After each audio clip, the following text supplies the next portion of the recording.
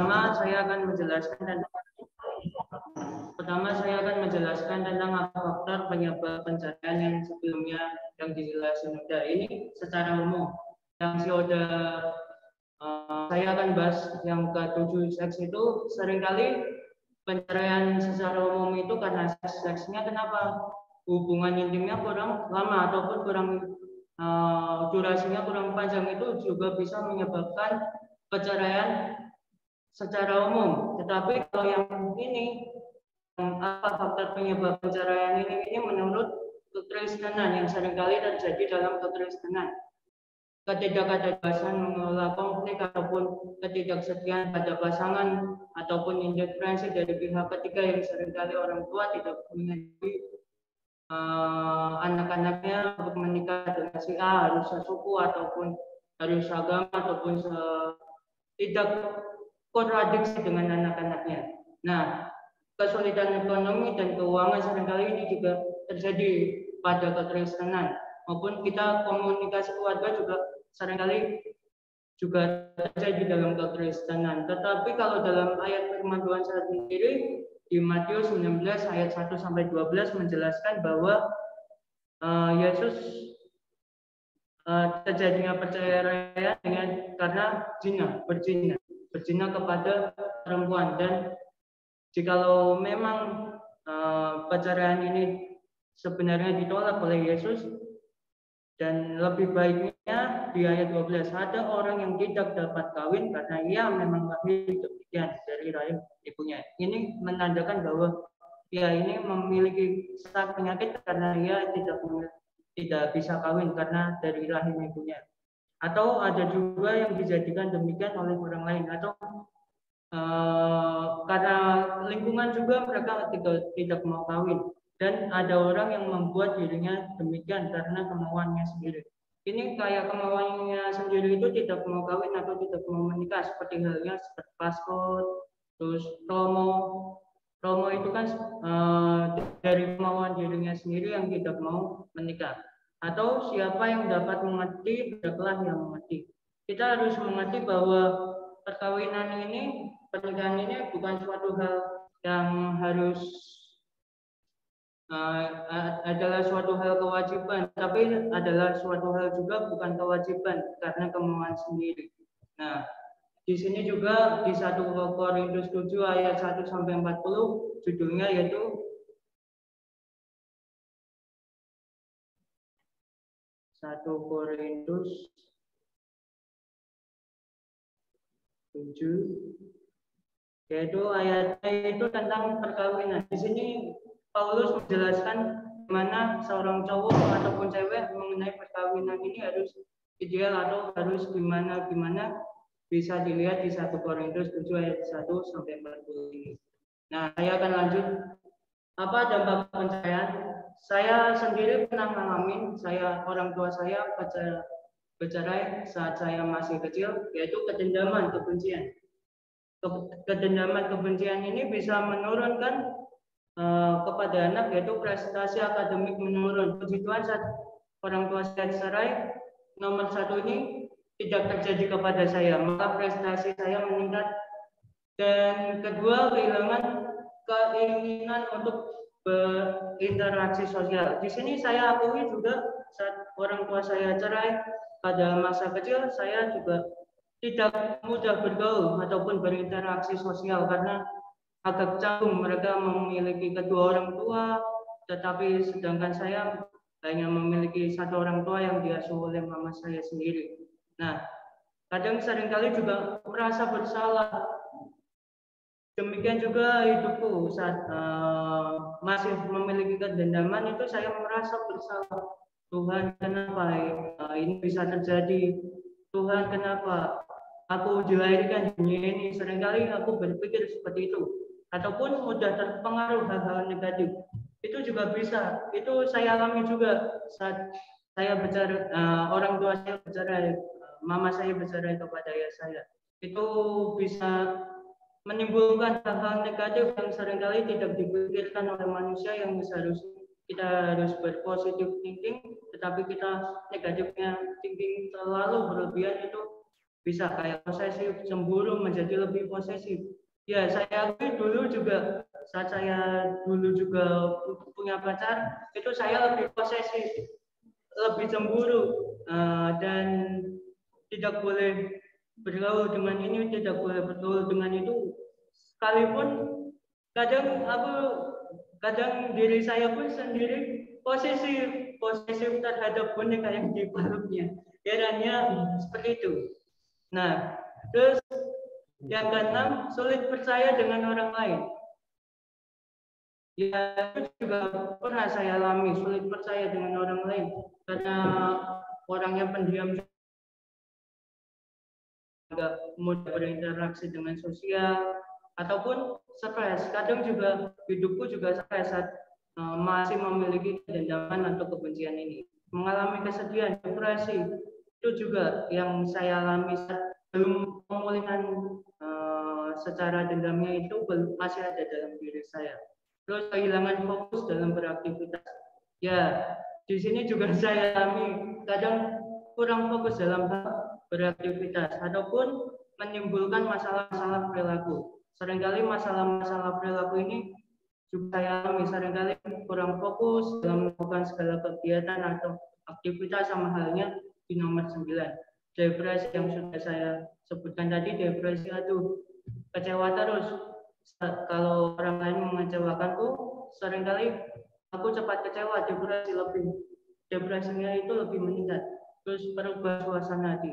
Kadang perubahan suasana hatiku itu juga sangat cepat saat aku masih memiliki kedendaman dan kebencian. Tuhan sekarang memiliki pemulihan dan sekarang udah bisa mengampuni ayah saya, dan singkat cerita sudah pernah bertemu dengan ayah saya dan merangkulnya dengan penuh kehangatan dan kasih sayang yang diberikan Tuhan Yesus kepada saya untuk diterima oleh ayah saya. Nah, solusi seharusnya dialami itu saling mendengarkan satu sama lain. Kita tidak boleh apa istilahnya? Keluarga harus saling mengkomunikasikan, mendengarkan satu sama lain keluh kesah yang dialami istri ataupun suami, untuk kita tetap terus berpegang pada komitmen yang sudah kita pegang bersama. Ini menurut solusi umum ya. Luapkan dan utarakan perasaan Anda. Seringkali pasangan suami atau istri lupa untuk mengutarakan ataupun mengungkapkan perasaan yang dialami dalam hari ini atau hari kemarin, yang seringkali ini juga berpotensi kepada ketidakjujuran atau ketidakpercayaan seorang suami ke istri ataupun sebaliknya istri ke suami. Ataupun yang ketiga, mau berkompromi satu sama lain. Kita harus berkompromi ini, kita harus mempercayai satu sama lain untuk kita, apapun alasan suami, apapun alasan istri, kita harus berkompromi bahwa istri saya itu berkata jujur, suami saya itu berkata jujur. Jangan terpelopori oleh bisikan-bisikan tetangga atau omongan-omongan tetangga. Terus yang keempat, jangan menyalahkan satu sama lain. Di sini seringkali juga dalam hubungan kita juga saling menyalahkan satu sama lain. Kamu itu begini, kamu itu cemburuan, kamu itu sukanya selingkuh, kamu itu bla bla bla bla bla bla. Yang seringkali menyalahkan satu sama lain atau menjatuhkan suami atau istri itu sendiri. Kelima, luangkan waktu untuk sendiri kalau memang dibutuhkan. Seringkali para suami atau istri ini juga perlu untuk meluangkan waktu diri sendiri untuk mereka introspeksi diri. Apa sih kesalahan yang kulakukan kepada suami yang sehingga suami itu marah ataupun sebaliknya. Dan yang keenam ini, belajar memaafkan dan melupakan. Nah, di sini seringkali juga suami istri pun tidak ada kata maaf saat setelah bertengkar. Seharusnya kata maaf ini adalah suatu hal yang mudah diucapkan tetapi susah untuk dilakukan. Kebanyakan orang susah demikian dengan satu kata, maaf, tolong, dan terima kasih yang sudah tadi disampaikan oleh Freddy, bahwa maaf, tolong, terima kasih ini adalah tiga kata yang mudah dilakukan tetapi susah, mudah diucapkan tetapi susah untuk dipraktekkan. Nah, Demikian juga harus dalam suatu hubungan kita harus bisa memaafkan, melupakan apapun masalah yang sudah dihadapi karena itu sudah terlewati, karena masalah itu sudah selesai. Kadang suami istri pun juga mengingat masalah-masalah lalu untuk menjatuhkan suami ataupun menjatuhkan istri. Itu udah salah besar. Yang ketujuh, bangun dan temukan goals atau komitmen dalam berumah tangga. Kita harus mengikat komitmen dalam keluarga, dalam berumah tangga. Nah, demikian juga dalam suatu hubungan kita juga demikian juga dalam suatu hubungan kita sama Tuhan, kita perlu komitmen, kita perlu usaha untuk kita mencapai tujuan kita untuk berumah tangga lebih baik lagi dengan terus mengandalkan pimpinan Tuhan. Nah, yang ke selanjutnya solusi. Nah, solusi yang di sini adalah menurut Presiden konseling. Yang pertama, bisa kita konseling kepada konselor-konselor. Sebelum pasangan memutuskan untuk berpisah, mereka mempunyai tanggung jawab pada Tuhan, diri mereka sendiri dan keluarga mereka sendiri untuk melakukan apa saja yang bisa digunakan untuk menghindari perceraian. Salah satunya yaitu konselor. Konselor ini dapat membantu para suami istri untuk menyelesaikan setiap masalah-masalah yang dihadapi yang sudah dijelaskan oleh Oda maupun oleh kelompok Sivan. Cara konselor untuk membantu permasalahan keluarga ini sudah dijelaskan oleh Oda maupun oleh Ivan. Jadi saya tidak perlu untuk menjelaskan lagi. Hal ini konselor ini membutuhkan pendekatan yang halus dan beralasan untuk menyelesaikan masalah dalam pernikahan. Nah, kedua, introspeksi diri. Solusi yang kedua adalah introspeksi diri. Kita introspeksi diri bukan untuk diri kita sendiri, tetapi untuk pasangan kita, ataupun introspeksi diri kita juga harus didengar oleh Tuhan itu sendiri. Karena Allah yang mengerti setiap kondisi kita, Allah yang mengerti setiap masalah dalam keluarga kita, dan Allah yang terus setia dalam kehidupan kita sampai kita berkeluarga nanti. Nah, ketiga, rekonsiliasi. Rekonsiliasi ini bisa kita lihat caranya yaitu komitmen. Kita bisa lihat komitmen ataupun kepercayaan, kejujuran. Pemulihannya yaitu komitmen. Kita harus membangun komitmen satu sama lain dengan keluarga, dengan suami istri, terus kejujuran. Kita harus percaya, memberikan kepercayaan, kejujuran kepada keluarga tersebut. Nah, kemudian juga komunikasi kita juga harus lebih intens dengan pasangan kita. Kemudian keterbukaan kita juga harus lebih terbuka lagi. Apapun yang kita lakukan setiap harinya, kita harus terbuka dengan pasangan kita. Kemudian kita juga harus memberi penghargaan. Misal istri sudah masak kepada suami harus memuji. Wah, masakanmu enak, tak tandingi dari perempuan-perempuan lain. Di situ perempuan akan tersenyum. Karena sebuah bahagia itu diciptakan, bukan dicari. Nah, begitu juga kita menciptakan kebahagiaan kepada pasangan kita dan cara memuji dia supaya dia merasa, wah, suamiku ternyata sayang banget ya sama aku, atau wah, istriku ternyata peduli ya sama aku kalau aku udah berjuang untuk memasakkan dia, masak aku tidak memberi pujian juga gitu kan. Kita harus memberi penghargaan. Kemudian pengembangan diri ini juga kita harus introspeksi juga. Poin kedua, kita introspeksi diri dan kita harus mengembangkan diri dengan merubah karakter kita. Keyakinan diri, kita harus merubah keyakinan diri kita bahwa kita pasti bisa merubah setiap karakter yang sudah kita introspeksikan diri itu kepada Tuhan. Nah, demikian juga yang keempat, kita juga jangan lupa, kita merubah karakter itu juga perlu adanya pimpinan Tuhan.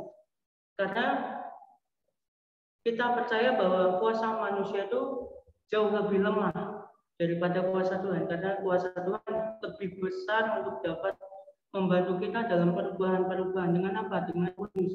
Kudus yang selalu hadir dalam hati kita untuk mengingatkan satu sama lain, mengingatkan untuk jangan melakukan ini atau melakukan itu, untuk kita semakin dekat dengan pasangan kita ataupun kita juga semakin lebih intim lagi dengan Tuhan. Nah, saya ambil contoh yaitu Hosea, Nabi Hosea. Kenapa Nabi Hosea? Karena di sini Nabi Hosea sendiri memiliki istri seorang pelacur dan dia tetap setia terhadap istrinya, yaitu seorang pelacur, yaitu Gomer binti Diblaim. Nah, di sini Hosea, kenapa saya ambil Hosea? Karena Hosea ini adalah suatu gambaran Allah, yang mengasihi Israel, dan bahkan waktu mereka meninggalkan, dan bahkan Gomer ini meninggalkan dia dan menyembah dewa-dewa ataupun berseks dengan cowok-cowok lain, Allah masih mengasihi mereka. Hosea ini masih mengasihi si Gomer dan rindu untuk memulihkan Gomer dan menjadi istrinya kembali, oleh karena penderitaan yang sudah dialami oleh Hosea ini. Hosea dapat menjelaskan betapa Allah menderita karena kasihnya kepada umat yang tidak setia. Yang tidak setia ini adalah Gomer yang seringkali masih sana sini mencari cowok lain, tetapi Hosea tetap setia. Hosea tetap ingin bertahan kepada Gomer ini. Nah, di situ juga di samping Hosea kita juga bisa lihat kesetiaan para nabi yang sudah disebutkan event tadi, Ishak dan Ribka ataupun Maria dan Yusuf, itu kita bisa lihat keintimannya untuk kita bisa saling menjaga hubungan satu sama lain, untuk terus menguatkan satu sama lain di dalam Tuhan. Kenapa?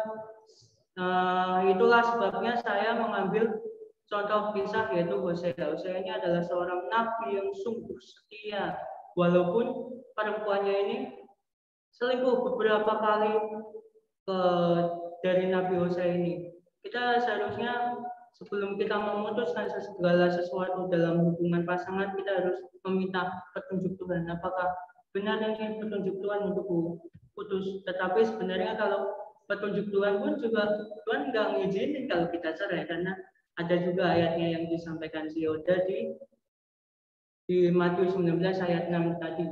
Nah, kesimpulan yang kami dapat itu perceraian bukanlah jalan yang terbaik yang harus dipilih oleh pasangan suami istri, terkhusus bagi pengikut Kristus. Dalam Matius 19 ayat 6 yang mengatakan, apa yang telah dipersatukan Allah tidak boleh diceraikan manusia. Ini berbicara tentang betapa pernikahan itu sangat sakral, bukan asal-asalan. Pemahaman yang benar tentang pernikahan akan menghasilkan buah yang benar dalam menjalankan kehidupan rumah tangga. Perceraian suami istri adalah bukan bagian dari rencana Allah dalam keluarga Kristen. Dengan kata lain, Allah membenci perceraian. Allah menghendaki keharmonisan dalam keluarga. Hanya maut yang memisahkan suami istri. Jadi, ya walaupun pengalamanku juga buruk dalam perceraian ini, karena orang tuaku cerai, tetapi puji Tuhannya sekarang udah pemulihan, nggak ada dendam, malah udah bisa bertemu ayah, memeluknya itu udah sungguh luar biasa bagi kehidupanku. Nah, ya walaupun nggak disangka-sangka nggak bisa balikan lagi mamaku dengan ayahku karena sudah ada surat keputusan perceraian. Nah, yang penting dalam keluarga saya masih tetap berpegang teguh pada Tuhan dan masih berkomitmen kepada Tuhan untuk semakin lebih dekat dan semakin lebih intim lagi, dan sampai sekarang saya bisa di sini karena Tuhan. Sekian presentasi